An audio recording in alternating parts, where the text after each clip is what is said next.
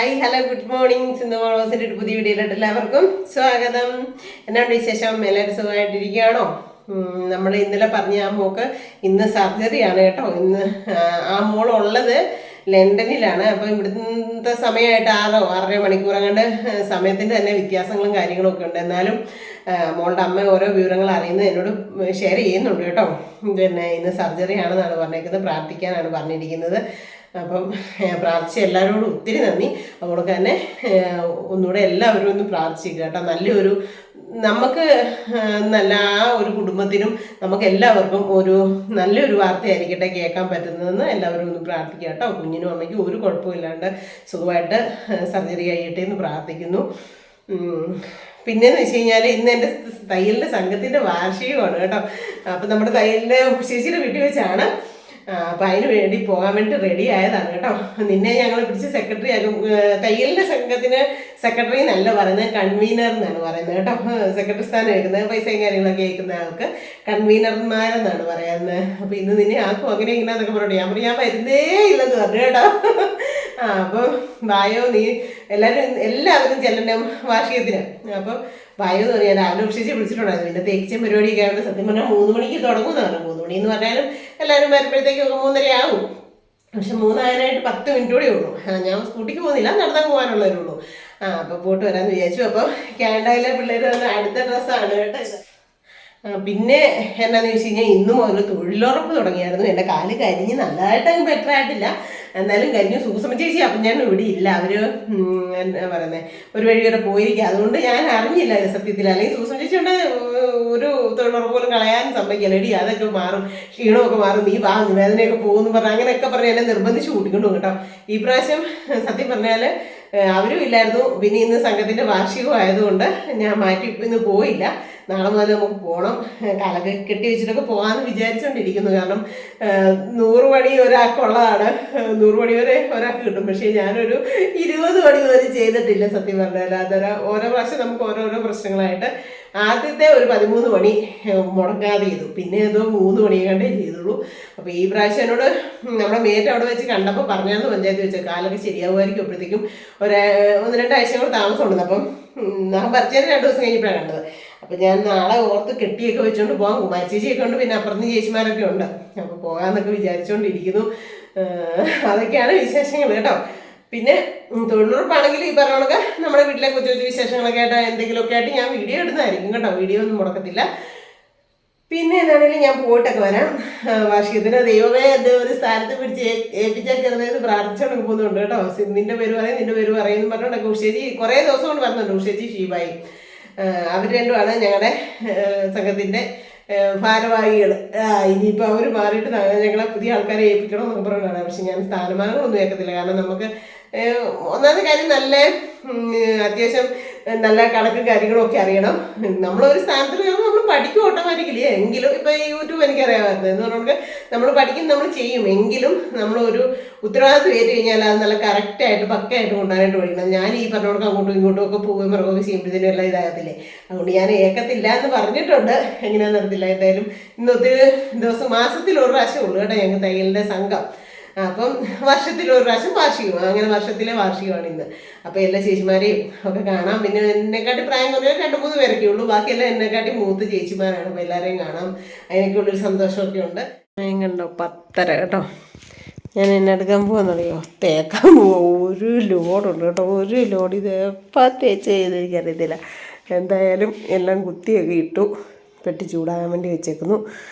ഇങ്ങനെ ജനലൊന്നും തുറന്നിടാൻ പറ്റത്തില്ല കേട്ടോ. പാമ്പിനെ പേടിച്ചിട്ട് ഒന്നും വരാത്ത അവസ്ഥയാണ്. എന്തോ ഇപ്പോൾ ഈ വെയിലും കൂടെ ആകുമ്പോഴത്തേനും തണുപ്പുള്ളടത്തോടൊക്കെ വരുന്നതാണെന്ന് തോന്നുന്നു. അപ്പോൾ അങ്ങ് തുടങ്ങാമല്ലേ. എന്നാണേലും തുടങ്ങാതിരിക്കാൻ പറ്റിയല്ലോ, ചെയ്യാതിരിക്കാൻ പറ്റിയല്ലോ. അപ്പം ഫസ്റ്റ് ഞാൻ തന്നെ ഇന്നലെ ചേട്ടൻ്റെ ഷർട്ടങ്ങ് തേച്ചു കൊടുക്കും കേട്ടോ. ഷർട്ടിൻ്റെ നിങ്ങളൊക്കെ എന്നെ ആദ്യം തേക്കുന്നത് കോളറാണോ? ഞാൻ ഫസ്റ്റ് തേക്കുന്നത് കോളറാണ് കേട്ടോ. ഷർട്ട് നല്ല സൂപ്പറായിട്ട് പശ മുക്കിയൊക്കെ വടിമുളക് ഇരുന്നില്ലെങ്കിൽ ആൾക്ക് ഇഷ്ടം വരത്തില്ല. അതുകൊണ്ട് പണിയാണ് ഷർട്ട് തേക്കിച്ചാൽ. അയ്യോ ഇപ്പോൾ ഒത്തിരി കുറഞ്ഞല്ലോ. ഇപ്പം ടീഷർട്ടല്ലേ ഇടുന്നത് മൊത്തം കൂടുതലും. നേരത്തേന്ന് വെച്ച് കഴിഞ്ഞാൽ എന്നും ഷർട്ട് ടീഷർട്ട് എടുത്തേ ഇല്ലായിരുന്നു. ഇപ്പോൾ ഈ ബേക്കറി കയറിയതിന് ശേഷമാണ് ടീഷർട്ട് എടുത്ത് തുടങ്ങിയത്. പച്ചക്കറി കടയിലൊക്കെ പോകുമ്പോഴും ഇതായിരുന്നു, ഷർട്ടായിരുന്നു. അയ്യോ, ദിവസം ആഴ്ച എല്ലാ ദിവസവും ഇടുമല്ലേ, അപ്പോൾ ആഴ്ചയിലൊന്ന് ഓർത്ത് നോക്കി 7 ഷർട്ട് വെച്ച് എന്നും പശ മുക്കി തേച്ച് കുട്ടപ്പനാക്കി തേച്ച് മടക്കി വെക്കണം. അപ്പം ഞാൻ ഇച്ചിരി ചൂട് കുറച്ചിട്ടതായിരുന്നു, ഇച്ചിരി ചൂട് കൂട്ടിക്കൊള്ളാം. കോട്ടനൊക്കെ ആകുമ്പോഴത്തേനും അത്യാവശ്യം നന്നായിട്ട് ചൂട് വേണം. ഉണ്ടോ, ഞാൻ കോളർ തേക്കും, അത് കഴിഞ്ഞിട്ട് കൈ തേക്കും, അത് കഴിഞ്ഞിട്ട് വേണ്ട ഈ സൈഡ് വശം തേക്കും, പോക്കറ്റ് ഫ്രണ്ട് വശം വരുന്ന ഭാഗങ്ങളില്ലേ. നിങ്ങളൊക്കെ എങ്ങനെയാണോ തേക്കുന്നതെന്ന് എനിക്കറിയത്തില്ല കേട്ടോ. ഉണ്ടോ, ഇങ്ങനെ സൈഡിൽ തേക്കും, അത് കഴിയുമ്പോൾ പുറവശം തേക്കും.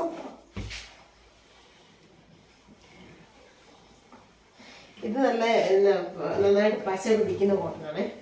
അതുകൊണ്ട് ഒത്തിരി അങ്ങോട്ട് ഒരു മോതിരി ഇങ്ങനെ ചപ്പിപ്പിഞ്ഞ് മോതിരി ഇരിക്കുന്ന ചില തുണിയുണ്ട്, അത് ഭയങ്കര പാടാണ്. അങ്ങനത്തെ ഉണ്ടോ നടത്തില്ല ഇന്ന്. ചിലത് ഭയങ്കര പാടാണ് തേക്കാനായിട്ട്, പക്ഷെ ഇതൊക്കെ തേക്കാനായിട്ട് കുഴപ്പമില്ല, നല്ലതാണ്. ഈ ഷർട്ടൊക്കെ എനിക്ക് ചേട്ടായി ഇടുന്നത് ഭയങ്കര ഇഷ്ടമാണ്, കളർ എനിക്ക് ഇഷ്ടമാണ് ചേട്ടായി ഇടുന്നത്. കൂടുതലും ഷർട്ടെല്ലാം ഞാനാണ് കേട്ടോ വാങ്ങിക്കൊണ്ട് വരുന്നത്, സെലക്ട് ചെയ്യുന്നതൊക്കെ. അങ്ങനെ പോയി വാങ്ങിയ പരിപാടിയൊന്നുമില്ല. എന്നാൽ 1-2 പ്രാവശ്യം ഞാനും ചേട്ടാ ഇങ്ങനെ ഷോപ്പിങ്ങിന് പോയിട്ടുണ്ട് കേട്ടോ, കട്ടപ്പനയ്ക്കൊക്കെ കല്യാണം കഴിഞ്ഞ ഇടയ്ക്കൊക്കെ. പക്ഷേ നമുക്ക് എന്തെങ്കിലുമൊക്കെ വാങ്ങിച്ചു എന്ന് പറയും. ചേട്ടായി ഒന്നും വാങ്ങിക്കാൻ സമ്മതിക്കില്ല, വേണ്ട എനിക്ക് ഇഷ്ടം പോലെ ഇരിക്കുമോ, അലമാരി ഇരിക്കുമോ, കടക്കാരുടെ മുമ്പിൽ വെച്ച് പറയും, അലമാരി നിറച്ചിരിക്കുക, വേണ്ട എനിക്ക് വേണ്ട, നിങ്ങൾക്ക് വാങ്ങിക്കുക, നിങ്ങൾക്കുള്ളതൊക്കെ എടുക്കും, പിള്ളേർക്ക് നിങ്ങൾക്കുള്ളത് എടുത്തോളാൻ പറയും. അങ്ങനെ ആയി കഴിഞ്ഞപ്പോൾ ലാസ്റ്റ് ഞാൻ നെയ്യും പതിയെ നൈസായിട്ട് സാറിനെ അങ്ങ് ഒഴിവാക്കിയേക്കും.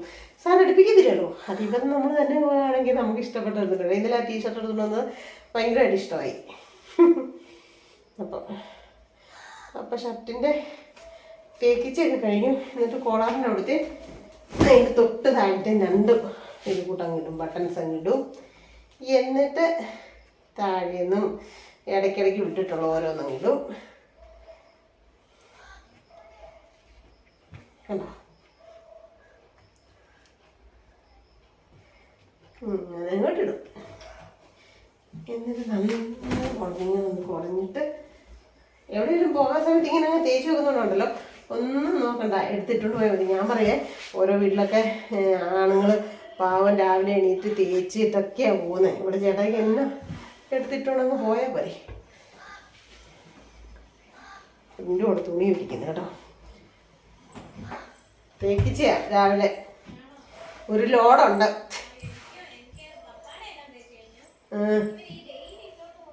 അതേന്നേ എന്നും തേക്കേണ്ടി വരും.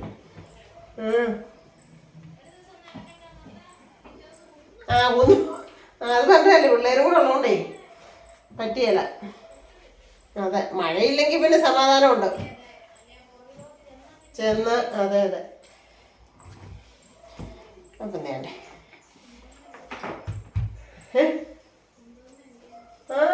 ജനലിൽ കൂടെ കണ്ടോ അഴകോടി ഒരെണ്ണം തേച്ചു. എന്നാടാ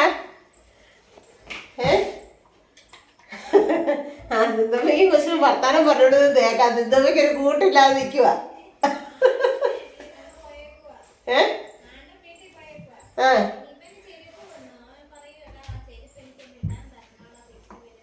ഓ എൻ്റെ ദൈവമേ, 2 പേർക്ക് ഒരേ അളവാണോ? ഇവന്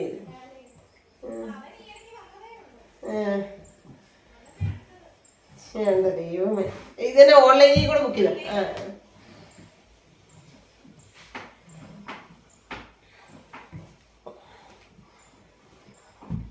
അപ്പം ഞാൻ അടുത്ത ഷർട്ട് എടുത്തു കേട്ടോ. അപ്പം ചേട്ടാടേതെല്ലാം തേച്ച് ഞാൻ കാണിക്കട്ടെ, കണ്ടോ? പിന്നെ പാൻറ്റും വെള്ളം കൊണ്ടും ഇത്രയാണ് ചേട്ടാടേത് കേട്ടോ. 2, 4, 6, 8, 10 2, 4, 6, 10 ഷർട്ട് കേട്ടോ. 10 ഷർട്ടും ഒരു പാൻറ്റും ഒരു മുണ്ടും. മറ്റേ നീറ്റി പാൻറ്റ് കടയിടുന്ന പാൻറ്റ് ഇപ്പോൾ എപ്പോഴും തേക്കേണ്ട ആവശ്യമില്ലാത്ത അപ്പോഴത്തേനും ഇവിടെ 2 വശവും മേലെടുക്കുന്നത് അത്രയും തേച്ചപ്പോഴത്തേൻ്റെ അല്ല, എൻ്റെ നഖത്തിന് പറിച്ച് കഴിഞ്ഞിട്ട് ഞാൻ 3 ആഴ്ചയായിട്ട് എക്സസൈസ് നിർത്തിയായിരുന്നു. അപ്പോഴത്തേനും തന്നെ എൻ്റെ ശരീരത്തിന് പെട്ടെന്ന് നമുക്ക് അറിയാൻ പറ്റുന്നുണ്ട് വ്യത്യാസങ്ങൾ വരുന്നത്, വെയിറ്റ് കൂടുന്നത്. അതുകൊണ്ട് വെയിറ്റ് കൂടിയില്ല, ഒട്ടും കുറഞ്ഞില്ല, ഇച്ചിരി കുറഞ്ഞിട്ടുള്ളൂ. അതെല്ലാം എനിക്ക് അറിയാൻ പറ്റും. അതെല്ലാം കൈയോർത്തിനും രണ്ടിനും എനിക്ക് ഭയങ്കര വേദനയാണ്. ആ എക്സസൈസ് ചെയ്യുമ്പോൾ ഉണ്ടല്ലോ എനിക്ക് വേദന കുറവുണ്ടായിരുന്നു. അപ്പോൾ തിരിഞ്ഞ് അങ്ങോട്ടും ഇങ്ങോട്ടും കിടക്കുമ്പോഴൊക്കെയാണല്ലോ എനിക്ക് ഭയങ്കര വേദനയായിരുന്നു ഈ 3 ആഴ്ച ചെയ്യാതിരുന്നപ്പോൾ. അപ്പോൾ ഇന്നലെ മുതൽ ഞാനത് വീണ്ടും തുടങ്ങി. അതിൻ്റെ ആണ് ഈ സൈഡ് 2നും വേദന. അതിനെതിരെ ഇനി നമുക്കൊരു 3-4 ദിവസം ഒന്ന് ശരീരം ഒന്ന് ഇതായി വരണം ചെയ്തേ. അത് കഴിഞ്ഞാൽ പിന്നെ പ്രശ്നമൊന്നുമില്ല. 2-3 ദിവസത്തേന് നമുക്ക് ചെറിയ വേദന എടുക്കും.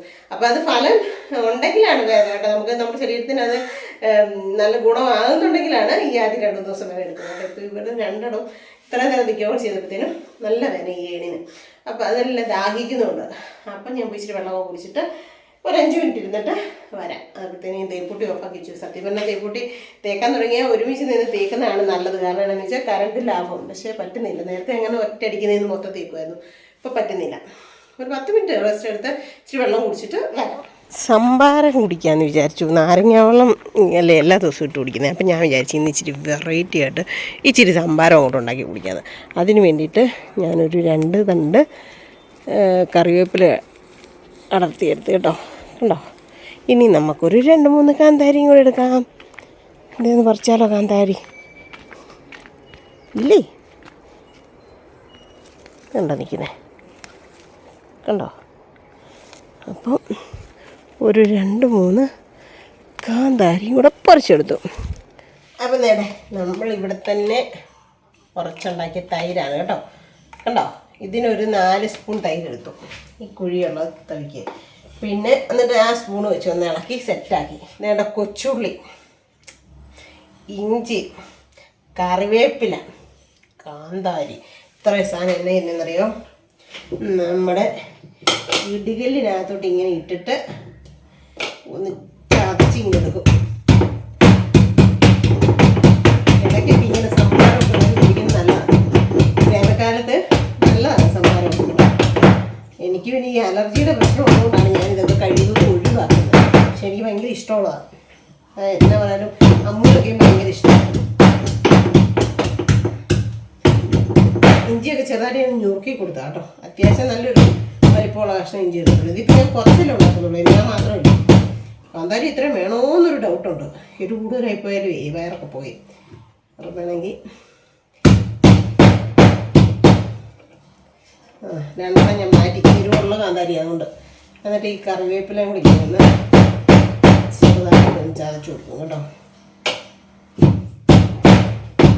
ഇപ്പം തന്നെ ഇതിൻ്റെ മണം കേട്ടാണ്ടല്ലോ നമുക്ക് കുടിക്കാൻ തോന്നും. അപ്പോൾ ഇനി ഇവനെ ഞാൻ നേരത്തെ നമ്മുടെ ഈ മോര് ഇതിൽ തന്നെ ഇരുന്നതായതുകൊണ്ട് ഞാൻ അതിൽ തന്നെ അങ്ങോട്ട് കളക്ട് ചെയ്തോട്ടെ. ഈ തൈര് വേറെ എണ്ണത്തിനകത്തോട്ട് എടുത്ത് വെച്ചിട്ട് ഇതിൽ തന്നെ ഇട്ടു. കുറച്ച് മതി. ഇതാകുമ്പോൾ മീതി ഉണ്ട്, നമുക്ക് അടച്ചും വെക്കാമല്ലോ. ആ ഇഞ്ചിയും കൊച്ചുള്ളിയും കറിവേപ്പിലയും കാന്താരിയും കൂടെ അതിനകത്തിട്ടു. ആവശ്യമുള്ള ഉപ്പൊടിയും ഇട്ട് കൊടുക്കും കേട്ടോ. ഉപ്പ്. എന്നിട്ട് എനിക്ക് ഈ ഈസ്നോഫീലിയയുടെ ഉള്ളത് കൊണ്ട് ഞാൻ തിളപ്പിച്ച് തണുത്ത വെള്ളമാട്ടെ. ഇനിയിപ്പം ഇത് ഇച്ചിരി പതിമുഖം ഇട്ട വെള്ളമാണ്, സാധാ വെള്ളമാണ് ഏറ്റവും നല്ലത് കേട്ടോ. എന്നിട്ട് ഇവനെ എല്ലാം കൂടി ഇങ്ങനെ വെള്ളമൊക്കെ യോജിപ്പിക്കണം, ഇങ്ങനെ മിക്സ് ചെയ്ത്. എന്നിട്ട് വെള്ളം ഒഴിച്ച് കൊടുക്കണം. നന്ദിയോടെ ഞാൻ സ്തുതി പാടിടും എൻ്റെ യേശുനാഥ, എനിക്കായി നീ ചെയ്തോരോ നന്മയ്ക്കും എന്നു നന്ദി ചൊല്ലുന്നു ഞാൻ. അർഹിക്കാത്ത നന്മകളും എനിക്കിടും ദയാനിധി, യാചിക്കാത്ത നന്മകൾ പോലുമേ എനിക്ക് സ്തുതി.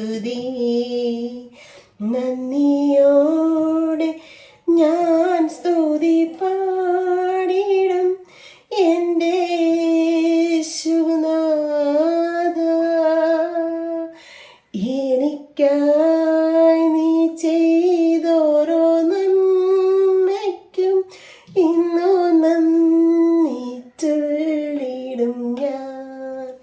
എന്നെ ചെയ്യുമ്പോൾ ഞാനിങ്ങനെ പാട്ടൊക്കെ പാടിക്കൊണ്ടിരിക്കും. അതൊക്കെ എൻ്റെ സ്വഭാവം. താല്പര്യർക്കും അപ്പുറത്തുകാർക്കും അറിയാവുന്നതുകൊണ്ട് കുഴപ്പമില്ല. ശക്കെല്ലാം പിരി ഇളകിയതാണേ. അല്ല, ഈശോടെയൊക്കെ പാട്ട് പാടുന്നത് ദൈവത്തിന് പാട്ട് പാടുന്നതും പിരി ഇളകിയതാണോ അല്ലേ? സ്വന്തമായിട്ട് തന്നെയല്ലേ പറഞ്ഞു, അവരാരും പറയുന്നതല്ല കേട്ടോ. അവരാരേലും മനസ്സിൽ കരുതുന്നുണ്ടേലും നമുക്ക് നോ പ്രശ്നം, നോ പ്രോബ്ലം. അപ്പം ഞാനിങ്ങനെ എന്തെങ്കിലുമൊക്കെ ചെയ്യുമ്പോൾ പാടിക്കൊണ്ടിരിക്കും. അത് തന്നെയാണ് ചേട്ടായുടെ സ്വഭാവം കേട്ടോ. ചേട്ടായി ഇങ്ങനെ പാടിക്കൊണ്ടിരിക്കും. Wow super. ഇതിപ്പോൾ എൻ്റെ കിങ്ങിണിക്ക് കൊടുത്താലും പറയാനേ വാവ് സൂപ്പർ എന്ന് പറഞ്ഞേ. അപ്പം ഇങ്ങനെ അങ്ങോട്ട് ഒഴിച്ചു കൊടുക്കണം. ഒത്തിരി കരിവേപ്പിലയൊക്കെ ചടിയാൽ ഞാൻ ഇങ്ങോട്ട് കുറച്ച് എടുത്തിടും കേട്ടോ. ഇഞ്ചി കഷ്ണവും ഉള്ളി കഷ്ണവും ഒക്കെ എന്നാ വീഴാത്തത്, അതെല്ലാം അടി പോയി കിടക്കണം. അവനൊക്കെ വേണമെങ്കിൽ ഒരു ടേസ്റ്റ് വരത്തുള്ളൂ അല്ലേ? ആ ഇഞ്ചിയിലൊക്കെ ഒന്ന് കടിക്കണം ഇടയ്ക്കിടയ്ക്ക്. അപ്പോൾ കൊണ്ടിട്ട് ഒരു ടേസ്റ്റ് വരും. വേണം നിങ്ങൾക്ക് ആർക്കെങ്കിലും? എനിക്ക് അത്രയും പണി ശരിക്കും അയക്കുന്നുണ്ടായിരുന്നു. അപ്പോൾ ഞാൻ വന്നപ്പോൾ ഒറ്റക്കപ്പ് വെള്ളം എടുത്ത് കുടിച്ചു എന്നിട്ട് എനിക്കൊരു ദാഹം തീരാത്ത പോണക്ക്. അപ്പം പിന്നെ ഞാൻ അവിടെ തന്ന ഒരു സംഭാരം ഉണ്ടാക്കി കുടിച്ചേക്കാം.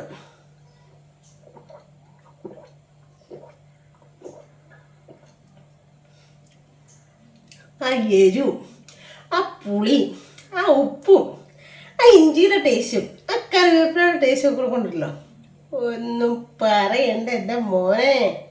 അടിപൊളി അടിപൊളി കേട്ടോ. തുണിയെല്ലാം തേച്ച് കഴിഞ്ഞു കേട്ടോ. അയ്യോ പട്ടി പട്ടി ഉണ്ടോ? നോക്കി നോക്കി രണ്ടെണ്ണം. എൻ്റെ പൊന്നെ, ചെരുപ്പെല്ലാം കടിച്ചുകൊണ്ട് പോകും. അതാ ഒരു പരിപാടി. നേട്ടെ എൻ്റേതൊക്കെ തേച്ച് കഴിഞ്ഞു. ചുരിദാറുകൾ, പിന്നെ കൊച്ചിനെ എഴുത്തിനിരുത്താൻ പോയപ്പോൾ എടുത്തുകൊണ്ട് പോയ സാരിയാണ്. എന്നിട്ട് ഞാൻ ഇതെല്ലാം ശരിയാക്കി. പക്ഷേ എനിക്കിപ്പോൾ ഒരു പറ്റുപറ്റിയതുകൊണ്ട് ഈയുടെ പുതിയത് മേടിച്ചാണ് കേട്ടോ. എൻ്റെ സ്റ്റാൻഡ് വിഷ്ണു എന്നാണ്ടാ കാണിച്ചു ഓടിച്ചു. ഇനി ഇതേപോലെ തന്നെ നടന്നു വന്നു. അവൻ പറയുന്നത് എൻ്റെ അമ്മയെ ഞാൻ ഒന്നും ചെയ്തില്ല നന്ന് ഓടിച്ചപ്പോൾ. ഇപ്പം ദേ ഞാൻ ഇവർ എന്നിട്ട് വിഷ്ണു അമ്മ കൂടെ ഓർഡർ ചെയ്ത് ഒരെണ്ണം മേടിച്ചെന്നാൽ ഇത് അതാണ്ടതേണ്ട. ഇപ്പം ഞാൻ എനിക്കറിയത്തില്ല. ഇത് പക്ഷെ ഒടിഞ്ഞു വന്നൊന്നും അല്ല. ഇനി ഇത് ഇനി പിടിപ്പിക്കാൻ പറ്റുന്നതാണോന്ന് എനിക്കറിയത്തില്ല. പൊട്ടി ഇനി ഞാൻ ചെയ്യും. വരുമ്പോൾ ഉണ്ടല്ലോ ഒരു ഭയങ്കര ഒരു പോസിറ്റീവ് എനർജിയാണ് കേട്ടോ. ഭയങ്കര ഒരു സന്തോഷമാണ്. കാരണം ചെടികളും പൂക്കളും കായ്കളും ഒക്കെ കാണുമ്പോൾ നിങ്ങൾക്കും അറിയാമെന്ന് എനിക്കറിയാം. അതാണ് ഞാൻ പിന്നെ നിങ്ങളെ കാണിച്ചു തരുന്നത്. നല്ല രസമില്ലേ? അതുകൊണ്ടോ ചേച്ചിമാർ ചേച്ചി നീ ആണ് കയറാത്തെന്ന്. ഞാനകത്തോട്ട് കയറാൻ ആൾക്കാരെല്ലാവരും വന്നിട്ടില്ല കേട്ടോ. അപ്പോൾ സംഘത്തിൻ്റെ വാർഷികത്തിനൊക്കെ പോയിട്ട് വന്ന് കയറിയതേ ഉള്ളൂ കേട്ടോ. സമയം കണ്ടോ?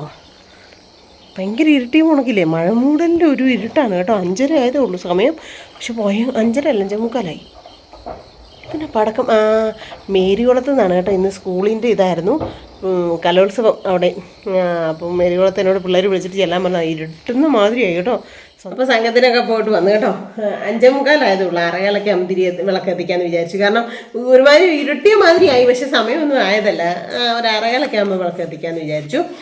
അപ്പം ഇതാണ് കേട്ടോ ഞങ്ങളുടെ തയ്യൽ സംഘത്തിൻ്റെ പാസ്ബുക്ക്. ഇത് കണ്ടോ?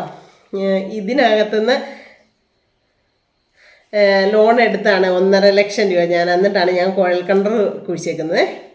1.5 ലക്ഷം രൂപ എടുത്തത് കണ്ടോ? കണ്ടോ? 1.5 ലക്ഷം രൂപ കഴിഞ്ഞ ഏപ്രിൽ മാസത്തിൽ, ഈ കഴിഞ്ഞല്ല അതിന് മുമ്പത്തെ ഏപ്രിൽ മാസത്തിൽ. ഇനി 74,000 രൂപയും കൂടെ ഞാൻ അടയ്ക്കണം. കണ്ടോ?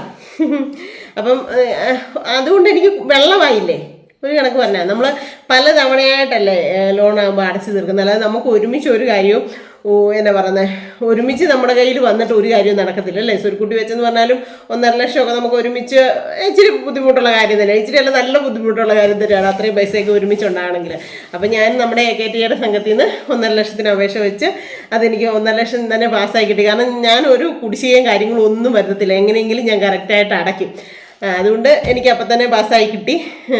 അതിൻ്റെ 1,16,000 രൂപ മുടക്കിയാണ് ഞാൻ കുഴൽക്കിണർ കുത്തിയത് കേട്ടോ.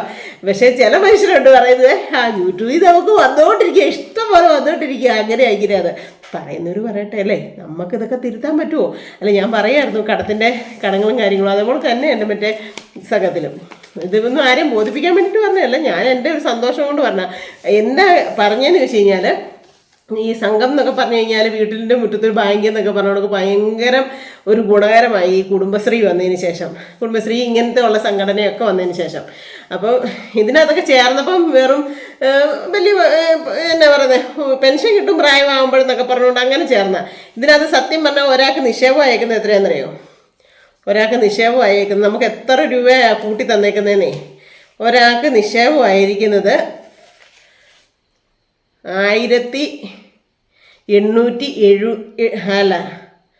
18,000 കണ്ണാടി വെക്കാത്തതുകൊണ്ട് കാണാൻ പറ്റുന്നില്ല. 18,700 രൂപയാണ് ഒരാൾക്ക് നിക്ഷേപം അയക്കുന്നത്. 18,700 രൂപയെ ഒരാൾക്ക് നിക്ഷേപം അയക്കുന്നത്. എത്ര വർഷം കൊണ്ട് അടച്ചേക്കുന്നതെന്നറിയോ?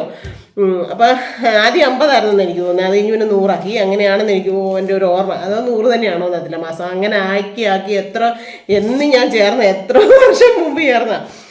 അപ്പം അങ്ങനെ ഒന്ന് സ്വരുക്കൂട്ടി വെച്ചു, നമുക്ക് ലോണ് കിട്ടി, നമുക്ക് ഓരോ കാര്യങ്ങളൊക്കെ ചെയ്യാൻ പറ്റുന്നതിൻ്റെ ഒരു ഒത്തിരി സന്തോഷമല്ലേ. നമ്മൾ ബാങ്കിലൊക്കെ ഇതിപ്പോൾ ബാങ്കിൽ നിന്ന് തന്നെയാണ്. ബാങ്കിൽ എന്ന് പറഞ്ഞാൽ ഇങ്ങനെ ഒരു സംഘടനയുടെ ഇതിലാകുമ്പോൾ നമുക്ക് ഒത്തിരി പലിശയും കാര്യങ്ങളും ഇല്ല. അതിനകത്തുള്ള ഒരു ചെറിയ പലിശ നമുക്ക് തന്നെ നമ്മുടെ ഇതിൽ തന്നെ തിരിച്ചു വരും. അങ്ങനെയൊക്കെ ഉള്ള ഗുണങ്ങളൊക്കെ ഉണ്ട് കേട്ടോ തയ്യൽ സംഘത്തിന്. അങ്ങനെയുള്ള നല്ല സംഘടനയിൽ നിന്നൊക്കെ പോയി ലോണൊക്കെ എടുത്താൽ കേട്ടോ. അപ്പോൾ എനിക്ക് ഒത്തിരി ഉപകാരപ്രദമാണ്. അതുകൊണ്ടാണ് ഞാൻ നിങ്ങളെ കാണിച്ചത് കേട്ടോ.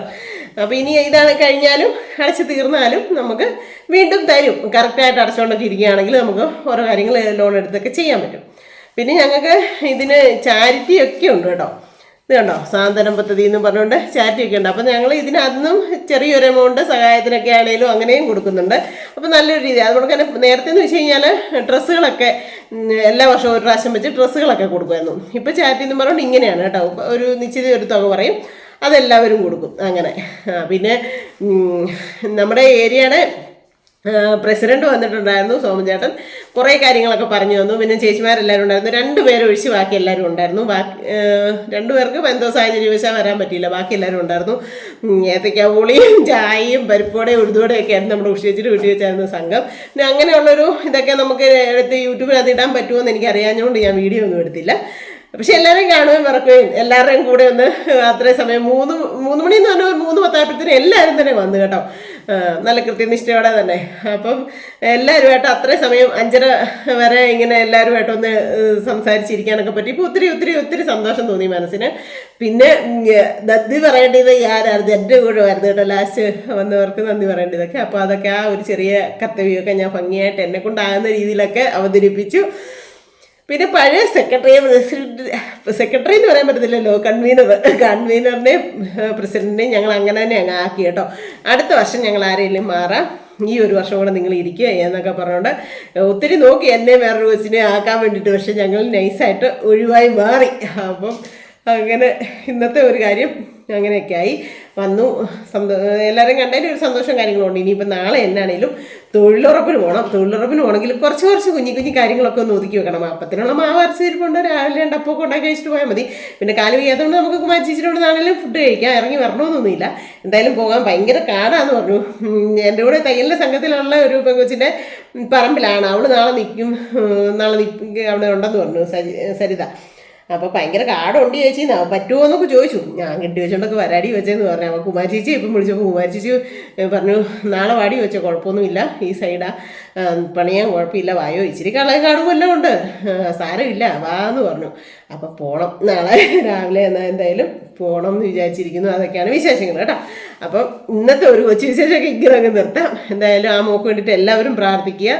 എന്ത് വിശേഷം ഉണ്ടെങ്കിലും എന്നാണെന്നുള്ളത് ഞാൻ വീഡിയോയിൽ അത് പറയുന്നതായിരിക്കും കേട്ടോ. കാരണം നിങ്ങളെല്ലാവരും ആത്മാർത്ഥമായിട്ട് പ്രാർത്ഥിച്ചിട്ടുണ്ട്. കുറേ അധികം ആൾക്കാർ എനിക്ക് നമ്മുടെ യൂട്യൂബിൽ ഫോണിൽ മെസ്സേജ് അയച്ചിട്ടുണ്ടായിരുന്നു, സിന്ധുമായി പ്രാർത്ഥിച്ചിട്ടുണ്ടെന്ന് പറഞ്ഞു. അപ്പോൾ എല്ലാവരോടും ഒത്തിരി നന്ദി കേട്ടോ. കാരണം കൂട്ടായിട്ടുള്ളൊരു പ്രാർത്ഥനയുടെ ഫലം നമ്മൾ പല കാര്യങ്ങളിൽ അറിഞ്ഞതാണ് അല്ലേ. നമ്മുടെ മാത്യൂസ് കൂട്ടാൻ അത്രയും ദൂരേന്ന് ഫ്ലൈറ്റിന് കൊണ്ടുവന്നപ്പോൾ ഞാൻ നിങ്ങളോട് പറഞ്ഞില്ലേ പ്രാർത്ഥിക്കണേന്ന്. ഒരു കുഴപ്പമില്ലാതെ ആരോഗ്യവാനായിട്ട് നല്ല പൂർണ്ണ ആരോഗ്യത്തോടെ അവനെ നമുക്ക് തമ്പുരാൻ തിരിച്ച് ഒരു കുഴപ്പമില്ലാണ്ട് തന്നില്ലേ എന്ന് പറഞ്ഞുകൊണ്ട് ഒത്തിരി കാര്യങ്ങളുണ്ട് അങ്ങനെ എടുത്ത് പറയാനായിട്ട്. അപ്പം നിങ്ങളോട് ആവശ്യപ്പെട്ടിട്ട് നിങ്ങൾ പ്രാർത്ഥിച്ചിട്ട് എനിക്ക് ഗുണം കിട്ടിയേക്കുന്നത്, അനുഗ്രഹം കിട്ടിയേക്കുന്നത്. അപ്പം ഇതും അങ്ങനെ തന്നെ ആവട്ടെ. നല്ല സന്തോഷത്തോടെ ഒരു വാർത്ത നിങ്ങളോട് പറയാൻ പറ്റട്ടെ എന്ന് ആഗ്രഹിക്കുന്നു, പ്രാർത്ഥിക്കുന്നു കേട്ടോ. അപ്പോൾ പ്രാർത്ഥിച്ച എല്ലാവരോടും ഒരിക്കൽ കൂടി ഞാൻ നന്ദി പറയാണ്. ഇത്രയൊക്കെ ഉള്ളൂ ഇന്നത്തെ വിശേഷം. എല്ലാവർക്കും ഇഷ്ടമായെങ്കിൽ ഓടിപ്പോയി ലൈക്ക് ചെയ്യുക, ഷെയർ ചെയ്യുക, സബ്സ്ക്രൈബ് ചെയ്യുക, കമൻറ്റ് ഇടുക, കൂട്ടത്തിൽ അവൽപ്പെടണോട് തിരിച്ചു പിടിച്ചാൽ കേട്ടോ. അപ്പോൾ പുതിയൊരു ഹാപ്പി വീഡിയോ വരുന്നവരെല്ലാവർക്കും ടാറ്റാ.